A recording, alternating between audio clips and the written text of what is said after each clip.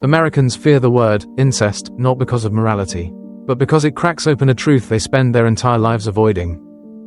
That the safest place they are told to trust is often the first place capable of shattering their entire identity. That's the real terror. Not the scandal. Not the taboo. Not the law.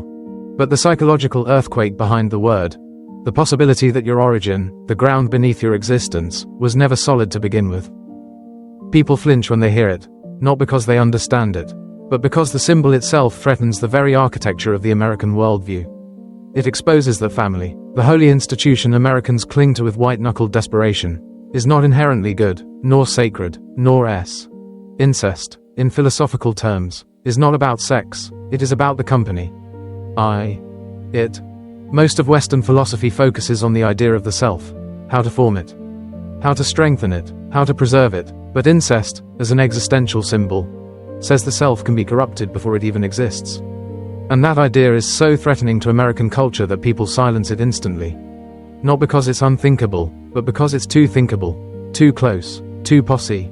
America runs on a myth, that childhood is sacred, that the family is protective, that innocence is guaranteed, that love from the beginning is unconditional. That myth is the whole psychological scaffolding of the American dream. And incest, even discussed metaphorically, tears the scaffolding apart with one swing. Because if the beginning is corruptible, then everything after is unstable. If the blueprint is damaged, the building shakes forever. If the first love lies, every future love becomes suspect. This is why the topic is radioactive. Not because people are disgusted, but because people are afraid. Incest is a taboo precisely because it forces people to confront the most painful truth of all, that identity is fragile. And the people who shape it can fail catastrophically. Americans want to believe that evil comes from the outside, criminals, strangers, foreign threats, ideological enemies. The monster is always out there. But the symbol of incest says, what if the monster was the person who taught you the meaning of home? What if the violence was not external, but structural? What if the danger was built into the very system meant to protect you? These questions unravel the American fantasy like thread pulled from a cheap flag. And people don't want that. They don't want their sense of family, morality, and identity to unravel, so they bury the topic under disgust, censorship, outrage, virtue signaling, anything to avoid sitting with the truth that the human psyche can be damaged before it fully forms.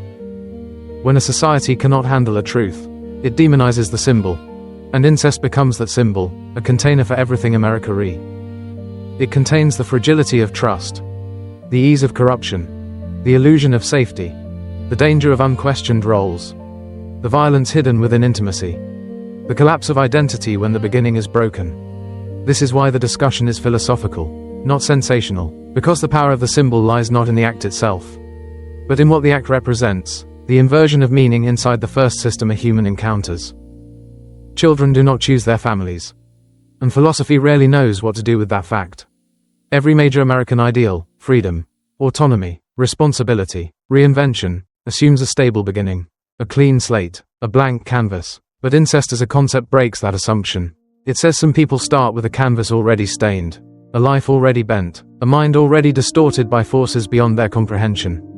And here's the part Americans hate most. You cannot out-hustle a damaged foundation. You can only learn to understand it, navigate it, transform it, slowly, painfully, deliberately. But American culture is allergic to nuance. It wants quick fixes and motivational slogans. Everything becomes a self-help command. Heal your inner child. Break generational trauma. Love yourself. Forgive. Move on. Choose happiness. These are not truths. They are coping spells. They are linguistic duct tape for a society terrified of confronting the real cracks in its emotional infrastructure. Because incest, even symbolically, says something America refuses to admit. Some wounds do not heal cleanly. Some trauma is not a chapter. Some damage becomes part of the operating system. Not because the person is weak. Not because they didn't try. But because the trauma was not an event. It was architecture. And architecture shapes everything. This is the philosophical core of the taboo. The blueprint of a human being can be altered before the human being exists as a conscious entity. That is the true nightmare. That is why people shut down at the word. It confronts them with the idea that identity is not self-made, but inherited, not chosen, but absorbed, not built, but shaped in the dark. American culture wants trauma to be linear, something that happens, then is overcome, then becomes a story of triumph. But blueprint trauma doesn't follow that arc. It is not past tense. It is present tense, continuous, ghost-like. It shapes trust, connection, fear, intimacy, self-worth, boundaries, vulnerability, meaning. It shapes a person's relationship to their own mind. Think about that. The trauma isn't just in memory. It's in interpretation, the way someone learns to read reality itself. And Americans are terrified of that idea, because it dismantles the foundational myth of personal responsibility. You cannot tell someone to take responsibility for wounds carved into them before they had language. But America tries anyway. It blames the wounded for not healing fast enough. It blames the broken for still feeling broken. It blames the child for the sins of a structure they never chose. Incest as a concept stands in direct defiance to all of that. It says, the family is not inherently safe. Childhood is not inherently innocent. And identity is not inherently stable. These ideas are not comfortable. They are not patriotic. They do not serve American optimism. But they are true. That is why this essay exists, not to shock, not to provoke without purpose, but to dissect the deeper philosophical terror inside the taboo, to expose what the culture tries to bury, to articulate the psychological earthquake most people cannot describe. Because if we cannot examine the cracks in the foundation, we cannot understand the building built on top of them. When you mention the word incest in America, the room freezes, people recoil, they perform moral disgust as a shield, they use rage as armor. But the deeper truth is simpler. They are protecting themselves from the realization that the entire mythology of the American family is a fragile construct held together by silence and denial. The family is not a sanctuary. It is a system shaped by power, a system vulnerable to collapse, a system that can harm as easily as it can protect. And when harm happens inside that system, symbolized by the taboo, it carries a weight unlike any other trauma. Because it destroys the illusion of origin. It turns home into a question mark. It turns identity into a puzzle. It turns safety into an impossible fantasy. This is the truth people don't want to examine. Not because it's unthinkable, but because it's too familiar. The taboo is not far from reality. It is reality's darkest shadow. And the shadow always follows, whether acknowledged or not. Because the shadow always follows, whether acknowledged or not. And America is a country terrified of its own shadow. People love to say America is a nation of freedom. But the truth is simpler and far more disturbing. America is a nation of avoidance. A nation built on running, from war, from history, from identity, from the old world, from pain. The United States is a cultural escape hatch pretending to be a country. And the American family is the miniature version of that same escape. A curated image meant to hide the emotional wreckage behind closed doors. That's why Americans cling so desperately to the idea of the good family. Because if the family breaks, everything else falls apart, and incest, as a symbol, represents the ultimate break. The kind of break that exposes the truth Americans cannot afford to admit. That safety is not guaranteed. That innocence is not protected. That trust is not natural. And that darkness does not come from outside enemies. It grows inside the walls people paint pastel. Americans want monsters to have fangs and masks and criminal records. They want villains that can be imprisoned or deported or shot in a movie scene. They want fear to be cinematic, clean, external, easy to identify. But the symbol of incest says the monster doesn't need to break into the house. The monster can already be inside. The monster can be someone everyone else praises. Someone the world would never suspect. Someone who knows your name before you learn the alphabet. This collapses the American fantasy. It corrupts the narrative of innocence. It dismantles the illusion of moral clarity. And that's why people shut down. Not because the taboo is too distant, but because the symbolic truth is too close. Americans want to believe in fairness, work hard, achieve more, suffer, grow stronger, break, repair. That ideology collapses instantly when confronted with the idea of blueprint trauma that shapes the core self before the self forms. The idea that someone's entire inner world can be bent, contorted, rearranged before they understand language is too much for a culture obsessed with self-determination. Because if a person's blueprint can be corrupted without their knowledge, then personality isn't purely choice. Behavior isn't purely choice. Fear isn't purely choice. Attachment style, trust issues, emotional patterns, none of it is purely choice. And America hates that. America worships choice the way ancient civilizations worship gods. Choice is the divine narrative. Choice is the holy scripture. Choice is the ideological backbone of capitalism, religion, politics, and psychology. But incest, again, symbolically, obliterates the religion of choice. It forces Americans to face the truth that not all behavior is chosen, some behavior is inherited through damage. And that is philosophically destabilizing. Because it means success is not purely earned. Failure is not purely deserved. Healing is not purely willpower. Identity is not purely self-made. It means the human psyche might be more fragile and less autonomous than America wants you to believe. And if that is true, if identity can be fractured at the root, then America's moral hierarchy shatters. The line between strong and weak, healthy and damaged, functional and broken, becomes blurred, meaningless, arbitrary, and Americans hate when the lines blur. They need categories, they need labels, they need boxes for everything: good, bad, right, wrong, pure, impure, functional, dysfunctional. Incest, as a symbol, tears the labels off the boxes and forces people to look at the raw mess underneath. It forces them to confront that good families can fail, that good parents can collapse, that good childhoods can contain unspoken terror, that family values can be lies wrapped in flags. And once you admit that possibility, the entire cultural identity begins to tremble. This is why the American reaction is so emotionally violent.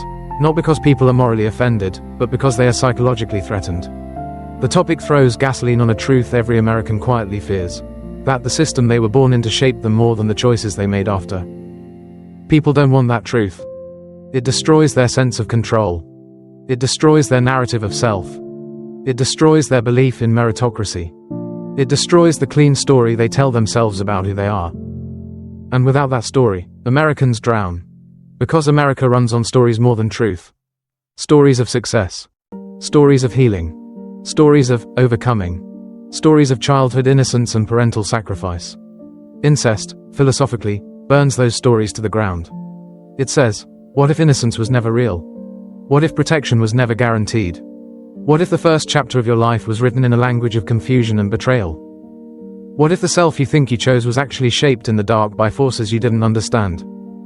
This is where the taboo becomes existential. It forces you to consider that identity is not a fortress built by wall, it is a fragile structure shaped by circumstances. And if those circumstances were corrupt, the identity built on top of them becomes a lifelong negotiation between the self you want to be and the blueprint you inherited. Americans love to say, you are not your trauma. But that's a lie dressed as comfort. You are not only your trauma, true, but your trauma shapes the architecture of your inner world. It shapes the language your brain speaks. It shapes the way your emotions fire. It shapes your reaction to love, rejection, safety, danger, truth, intimacy. You cannot separate the self from the blueprint that formed it. This doesn't mean a person is doomed. But it means healing is not a transformation, it is a translation. A translation from a language carved without consent into a language you slowly choose for yourself. And Americans avoid this nuance because nuance demands compassion, not judgment. Nuance demands understanding, not moral superiority. Nuance demands that people accept a terrifying truth. Not every wound can be moved on from. Some wounds must be lived with consciously. Some wounds become architecture. This is the part of the topic that hits the deepest nerve in the American psyche. Because America doesn't know what to do with wounded people. It knows how to blame them. It knows how to ignore them. It knows how to medicate them. It knows how to preach at them. It knows how to shame them with religious language or psychological cliches. But it does not know how to sit with the truth that some people were broken before they spoke their first word. The American story collapses under that weight. Because if the beginning wasn't safe, the entire morality of anyone can rise crumbles. Some people don't begin at zero, they begin in negative space. They begin underground. They begin in darkness. And then America criticizes them for not blooming like flowers. This hypocrisy corrodes everything from mental health discourse to social policy. People preach healing, but they don't understand the anatomy of damage. They preach forgiveness, but they don't understand the roots of rage. They preach boundaries, but they don't understand why some people can't feel where their body ends and the world begins. This is the truth no American self-help book dares to write. If the blueprint is cracked, the building might stand, but it will shake for the rest of its life. And that isn't weakness, that is physics. That is psychology. That is reality. Incest, as a symbol, holds a mirror to this reality. It forces people to see that the architecture of the human psyche is built from the inside out. And if the foundational beams are bent, the entire structure grows around the distortion. This is where the essay becomes most important. because such truths are not meant to shame the wounded but to expose the lies of the society that blames them. America wants healing to be a performance, a success story, a climax followed by applause. But real healing, especially from blueprint trauma, is not a performance. It is slow. It is uneven. It is brutal. It is nonlinear. It is a quiet war fought inside the skull. It is a reclamation of self in microscopic increments. And America hates anything that cannot be packaged, sold, posted, or celebrated. That is why the taboo remains unspeakable, not because it is too monstrous, but because it is too revealing. It reveals that human beings are fragile. It reveals that families can fail. It reveals that the beginning of life can shape the entire trajectory of adulthood. It reveals that trauma is not a story, it is a landscape people are forced to navigate long after the world has forgotten what happened.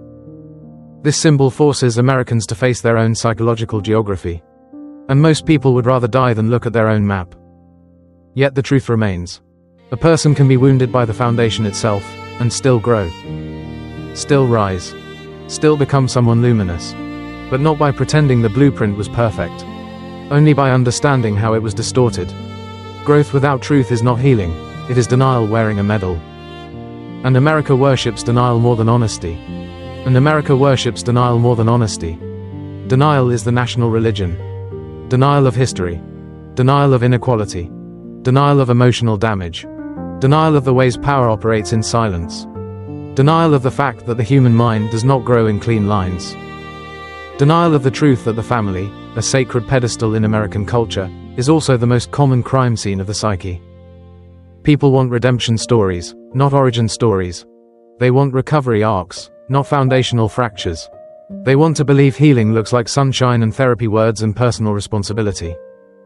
But real healing looks like crawling through the ruins of the beginning and rebuilding a language for the self that never learned how to speak its own needs. That is the part the culture refuses to acknowledge. Healing from foundational wounds is not inspirational, it is architectural. It is brick by brick reconstruction of meaning, identity, trust, and selfhood. And none of that fits into America's obsession with speed and productivity. America expects people to heal on schedule, recover by deadline, move on by next week, forgive by Sunday morning, rise above by Monday, start fresh by New Year's. The country behaves as if the psyche is a calendar, and trauma is something you write in pencil. But incest, as a philosophical symbol, screams back. You cannot schedule the reconstruction of the self. You cannot rush the rebuilding of a mind that was shaped in confusion. You cannot expect linear progress from nonlinear wounds. Americans hate that. It contradicts the myth of control. It contradicts the myth of agency. It contradicts the myth of bootstrapping your way out of anything. But some injuries happen too early to be overcome. They must be integrated, not erased. Understood, not ignored. Carried, not rejected.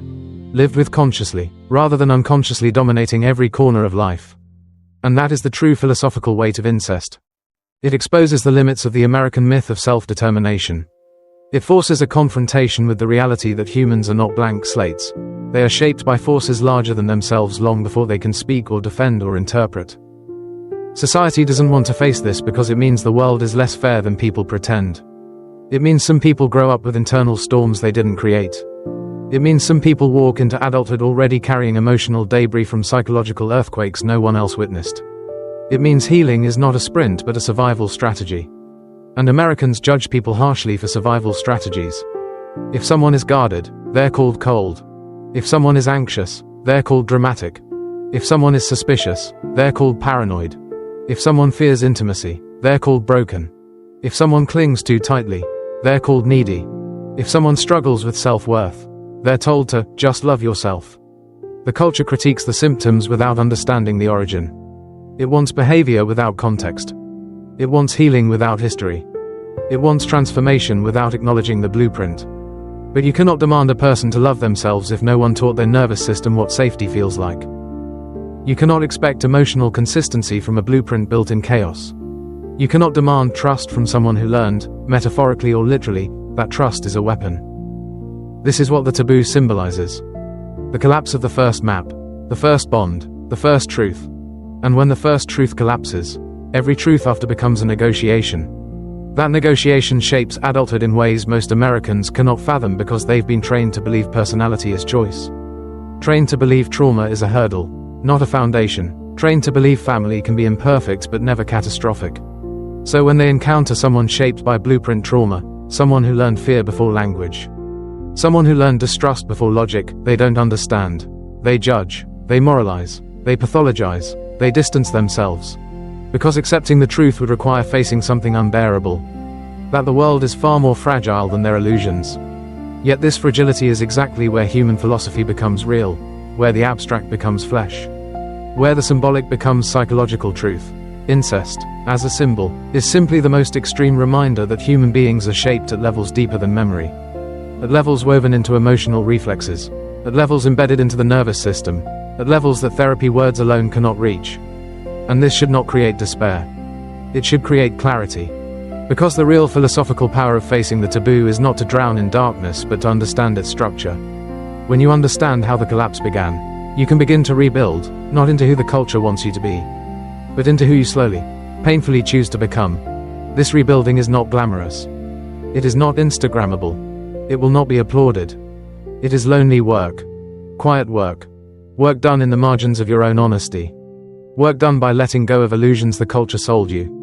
Work done by understanding that healing is not returning to an imagined innocence. It is forging a new identity from the ashes of a broken beginning. And here is the truth no one likes to speak. You can build a meaningful life on fractured ground. You can shape a coherent self from contradictory origins. You can learn trust even if your first model was betrayal. You can create safety even if your blueprint was danger. You can become someone powerful in ways the culture cannot measure. But this can only happen when the truth is faced, not ignored. That is the real reason the taboo must be discussed philosophically. Not to sensationalize, not to exploit, not to shock, but to expose the way society reacts to its own shadow.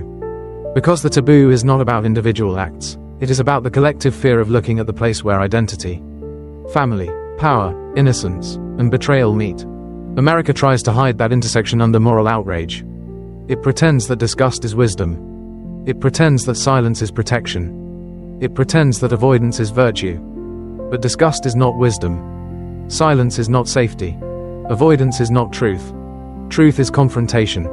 Truth is excavation. Truth is owning what the culture denies. Truth is acknowledging the uncomfortable architecture of the human mind. And once you face this truth, once you understand that the beginning of a life can shape everything that follows, you are free in a way most Americans will never understand. Because freedom is not the absence of a damaged blueprint. Freedom is the ability to know the blueprint intimately and still build something new with full awareness. That awareness is not pretty. It is not comforting. It is not soft. It is sharp. It is dark. It is honest. It is liberating. It is the kind of freedom America cannot mass produce. The taboo, when understood philosophically, is not a descent into darkness, it is an ascent into clarity. It is the moment a person realizes they are not defective. They are not cursed. They are not doomed. They are shaped, but not sentenced. They can rewrite. They can reconstruct. They can rise, not by pretending the blueprint never cracked, but by learning how to build with cracked bricks. Because a life built consciously on fractured truth is stronger than a life built blindly on denial. And that is the final truth the taboo exposes. The human self is not defined by the origin. It is defined by what you choose to do with the knowledge of that origin. Some people begin in darkness. But darkness can become a kind of sight. A kind of precision. A kind of understanding that people raised in morning light will never have. And in that understanding, there is something stronger than innocence. There is awareness. And awareness, raw, unfiltered, unromantic, unillusioned, is the most powerful foundation a human being can build upon. That is the truth beneath the taboo. That is the philosophy hidden inside the American fear. And that is why the silence must be broken. Not with sensationalism. Not with scandal. Not with shock. But with truth. With the kind of truth that liberates the mind from the lies it was raised on. With the kind of truth that allows a person to rebuild from the beginning. With the kind of truth that turns the darkest symbol into a map toward clarity. Because once you understand where the fracture came from, you finally understand how to live without letting it define you. And in that moment, the taboo stops being a shadow and becomes a mirror.